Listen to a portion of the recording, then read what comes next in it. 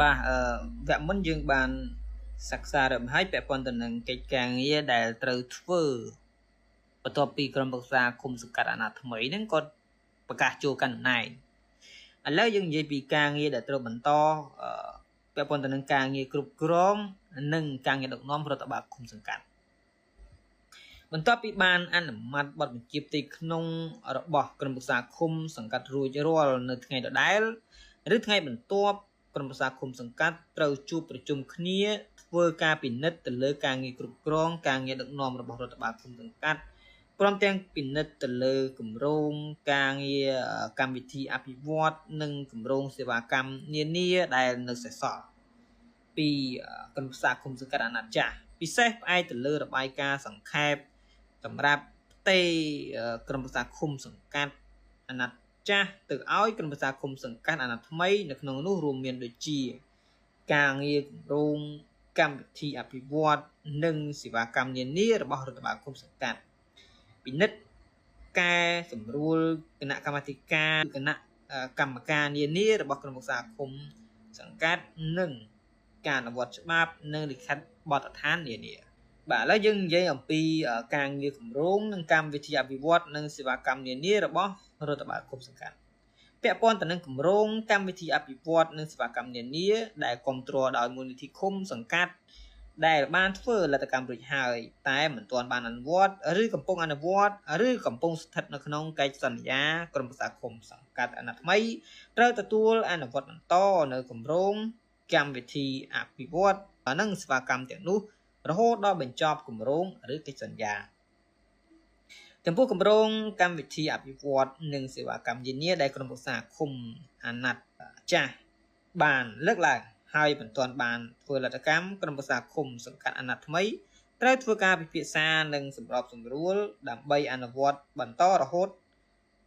ដល់ពេលរៀបចំនៅផែនការអភិវឌ្ឍរបស់ខ្លួនដោយមានចែងនៅក្នុងចំណុច3.3 សម្រាប់គម្រោងកម្មវិធីអភិវឌ្ឍនិងសេវាកម្មនានាដែលគ្រប់គ្រងដោយដៃគូអភិវឌ្ឍអង្គការមិនមែនរដ្ឋាភិបាលនិងសង្គមស៊ីវិលនានានិងមិនស្ថិតនៅក្នុងថវិការបស់ឃុំសង្កាត់ក្រុមប្រឹក្សាឃុំសង្កាត់ត្រូវតែធ្វើការពិភាក្សាជាមួយនឹងដៃគូអភិវឌ្ឍនិងអ្នកប្រព័ន្ធដើម្បីបន្តអនុវត្តគម្រោងទាំងនោះស្របតាមគោលការណ៍របស់ក្រុមប្រឹក្សាឃុំសង្កាត់និងសំណូមពរដល់ដៃគូអភិវឌ្ឍអង្គការមិនមែនរដ្ឋាភិបាលនិងអង្គការសង្គមស៊ីវិលនោះគម្រោងកម្មវិធីអភិវឌ្ឍនិងគម្រោងសេវាកម្មនានាក្រោយពីក្រុមប្រឹក្សាឃុំសង្កាត់បានសម្រេចរួចត្រូវជូនព័ត៌មានជាបន្ទាន់ដល់អភិបាលរាជធានីខេត្តដៃគូអភិវឌ្ឍអង្គការមិនមែនរដ្ឋាភិបាលនិងអង្គការសង្គមស៊ីវិលអំពីការសម្រេចចិត្តរបស់ខ្លួននឹងត្រូវបិទផ្សាយភ្លាមៗនៅសេចក្តីសម្រេចនៅលើក្តារខៀនព័ត៌មានរបស់រដ្ឋបាលគុំសង្កាត់ទន្ទឹមនឹងការពិភាក្សានិងពិនិត្យឡើងវិញនៅគម្រោងនិងកម្មវិធីអភិវឌ្ឍនិងគម្រោងសេវាកម្មនានាខាងលើក្រុមប្រឹក្សាឃុំសង្កាត់ក៏ត្រូវយកចិត្តទុកដាក់អនុវត្តការងារចាំបាច់បន្ទាន់មួយចំនួនទៀតដូចជារាប់សម្រួលនិងរៀបចំបែបបទស្នើតម្កល់គំរូហត្ថលេខាឡើងវិញទៅរដ្ឋាភិបាលនិងធនាគារពាក់ព័ន្ធដែលមានគណនីរបស់ឃុំសង្កាត់ធ្វើការពិនិត្យផ្ទៀងផ្ទាត់បញ្ជីសារពើព័ន្ធទ្រព្យសម្បត្តិរដ្ឋសាច់ប្រាក់ដែលមាននៅក្នុងបេឡារបស់ឃុំសង្កាត់សាច់ប្រាក់ដែលមាននៅក្នុងគណនីរបស់ឃុំសង្កាត់នៅរដ្ឋាភិបាលនិងធនាគារបញ្ជីបុគ្គលិកឯកសារនិងកិច្ចសន្យានានាដែលក្រុមប្រឹក្សាឃុំសង្កាត់អាណត្តិចាស់បានចុះហត្ថលេខានិងដែលនៅមានសុពលភាពដើម្បីគ្រប់គ្រងកិច្ចសន្យានេះរហូតដល់បញ្ចប់មួយទៀតពាក់ព័ន្ធទៅនឹងការបង្កើតការកែសម្រួលគណៈកម្មាធិការឬគណៈកម្មការនានារបស់ក្រុមប្រឹក្សាឃុំសង្កាត់គណៈកម្មាធិការឬគណៈកម្មការនានា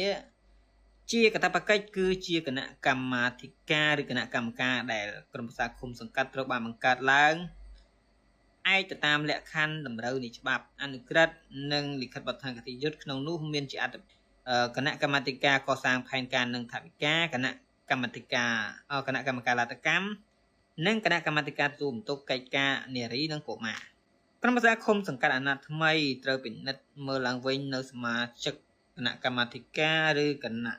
កម្មការដែលជាសមាជិកក្រុមប្រឹក្សាឃុំសង្កាត់តែប៉ុណ្ណោះក្នុងករណីសមាជិកគណៈកម្មាធិការឬគណៈកម្មការរូបណា មួយជាសមាជិកក្រុមប្រឹក្សាគុំសង្កាត់ដែលមិនជាប់ឆ្នោតបន្តទៀតក្រុមប្រឹក្សាគុំសង្កាត់អាណត្តិថ្មីត្រូវជ្រើសរើសសមាជិកក្រុមប្រឹក្សាគុំថ្មីដែលជាប់ឆ្នោតឲ្យជំនួសស្របទៅតាមនីតិវិធីតាមរយៈការចេញសេចក្តីសម្រេចរបស់គុំសង្កាត់ដែលចំពោះគណៈកម្មាធិការទូមទុកិច្ចការនារីនិងកុមារក្រុមប្រឹក្សាគុំសង្កាត់អាណត្តិថ្មីត្រូវជ្រើសរើសអ្នកទទួលបន្ទុកកិច្ចការនារីនិងកុមារគុំសង្កាត់តាមករណីដូចខាងក្រោមករណីក្រុមប្រឹក្សាគុំសង្កាត់មានសមាជិកតែមួយជាស្ត្រីបាទហើយមិនត្រូវបានតែងតាំងជាមេឃុំចៅសង្កាត់ឬជាជំទប់ទី1ចៅសង្កាត់រងទី1សមាជិកក្រុមប្រឹក្សាជាស្ត្រីរូបនោះត្រូវបានជ្រើសរើសជាអ្នកទទួលបន្ទុកកិច្ចការនារីនិងកុមារគុំសង្កាត់ករណីក្រុមប្រឹក្សាគុំសង្កាត់មានសមាជិកជាស្ត្រីលើសពី1រូបហើយមិនត្រូវបានតែងតាំងជាមេឃុំចៅសង្កាត់ឬជំទប់ទី1ចៅសង្កាត់រងទី1ប្រធានក្រុមប្រឹក្សាគុំសង្កាត់ត្រូវកោះប្រជុំក្រុមប្រឹក្សាគុំខ្លួនដើម្បីសម្រេចជ្រើសរើសសមាជិកក្រុមប្រឹក្សាស្ត្រីមួយរូបជាអ្នកទទួលបន្ទុកកិច្ចការនារីនិងកុមារករណីក្រុមប្រឹក្សាគុំសង្កាត់មានសមាជិកតែមួយរូបជាស្ត្រីហើយត្រូវបានតែងតាំងជាមេឃុំចៅសង្កាត់ឬជំទប់ទី1ចៅសង្កាត់រងទី1ក្នុងករណីក្រុមប្រឹក្សាគុំសង្កាត់ពុំមានសមាជិកជាស្ត្រីមេឃុំចៅសង្កាត់ត្រូវសម្របសម្រួលជ្រើសរើសថ្នាក់ដឹកនាំភូមិមេភូមិឬអនុភូមិឬសមាជិកភូមិជាស្ត្រីមួយរូបដែលមានសមត្ថភាពនិងបទពិសោធន៍កិច្ចការសេវាសង្គមសម្រាប់ធ្វើជាអ្នកទទួលបន្ទុកកិច្ចការនារីនិងកុមារគុំសង្កាត់ហើយដាក់ជូនកិច្ចប្រជុំដើម្បីពិភាក្សានិងអនុម័តម្យ៉ាងទៀតក្រុមប្រឹក្សាគុំសង្កាត់អាណត្តិថ្មីក៏អាចធ្វើការពិនិត្យមើលឡើងវិញការវិតម្លៃអំពីភាពចាំបាច់ឬមិនចាំបាច់នៃគណៈកម្មាធិការគណៈកម្មការនានាដែលមានជាធរមានក្នុងករណីដែលក្រុមប្រឹក្សាគុំសង្កាត់អាណត្តិថ្មីយល់ឃើញថាគណៈកម្មាធិការឬគណៈកម្មការនានាមានភាពចាំបាច់ក្រុមប្រឹក្សាគុំអាណត្តិថ្មីអាចបន្តនិរន្តរភាពការងាររបស់គណៈកម្មាធិការឬគណៈកម្មការទាំងនោះជាបន្តទៀតដែលគ្រាន់តែធ្វើការផ្លាស់ប្ដូរសមាជិកភាពដែលជាសមាជិកក្រុមប្រឹក្សាគុំសង្កាត់ដែលបញ្ចប់ឆ្នោតដោយដាក់ជំនួសសមាជិកក្រុមប្រឹក្សាគុំថ្មីដែលជាប់ឆ្នោតឬចាំបាច់ត្រូវធ្វើការរៀបចំសមាជិកភាពគណៈកម្មាធិការឬគណៈកម្មការជាថ្មីឡើងវិញទាំងស្រុងដោយផ្អែកទៅតាមការពិភាក្សាសម្រេចរបស់ក្រុមប្រឹក្សាចំពោះគណៈកម្មាធិការឬគណៈកម្មការដែលក្រុមប្រឹក្សាគុំសង្កាត់យល់ឃើញថាមិនចាំបាច់ក្រុមប្រឹក្សាគុំអាចរំសាយចោលបានទៅតាមការសម្រេចរបស់ក្រុមប្រឹក្សាគុំការអនុវត្តច្បាប់និងលិខិតបទដ្ឋាននានាក្រុមប្រឹក្សាគុំសង្កាត់អាណត្តិថ្មីត្រូវអនុវត្តឲ្យបានត្រឹមត្រូវទៅតាមច្បាប់និងលិខិតបទដ្ឋាននានាដែលមានជាធរមានក្នុងការចាត់ចែងការងារនៅក្នុងឃុំសង្កាត់របស់ខ្លួនក្រុមប្រឹក្សាឃុំអាណត្តិថ្មីត្រូវអនុវត្តបន្តដោយការសេចក្តីសម្រេចលិខិតបទដ្ឋាននានារបស់ក្រុមប្រឹក្សាឃុំសង្កាត់អាណត្តិចាស់ឲ្យបានត្រឹមត្រូវនិងមានប្រសិទ្ធភាពរហូតដល់មានដីកាសេចក្តីសម្រេចឬលិខិតបទដ្ឋានថ្មីមកជំនួសឬត្រូវបានកែសម្រួលស្របតាមនីតិវិធីជាធរមានចំណែកមួយទៀតពាក់ព័ន្ធទៅនឹងការរៀបចំផែនការអភិវឌ្ឍរបស់ឃុំសង្កាត់បន្ទាប់ពីអនុម័តបទបញ្ជាផ្ទៃក្នុងរបស់ក្រុមប្រឹក្សាឃុំនិងចាត់ចែងបន្តនិរន្តរភាពការងារដូចមានចែងនៅក្នុងចំណុចខាងលើក្នុងនាមក្រុមប្រឹក្សាឃុំសង្កាត់មេឃុំចៅសង្កាត់ត្រូវចាត់ចែងរៀបចំផែនការអភិវឌ្ឍរយៈពេល5ឆ្នាំរបស់ក្រុមប្រឹក្សាឃុំសង្កាត់អាណត្តិថ្មីក្នុងគោលបំណងកំណត់នៅទស្សនវិស័យកម្មវិធីនិងកិច្ចអភិវឌ្ឍឃុំសង្កាត់ផែនការអភិវឌ្ឍឃុំសង្កាត់ត្រូវស្របទៅនឹងផែនការអភិវឌ្ឍសេដ្ឋកិច្ចសង្គមគិច្ចរបស់ជាតិនិងត្រូវអនុម័តយល់ព្រមដោយក្រុមប្រឹក្សាឃុំសង្កាត់ក្នុងឆ្នាំទី1នៃអាណត្តិរបស់ក្រុមប្រឹក្សាឃុំសង្កាត់មាត្រាទី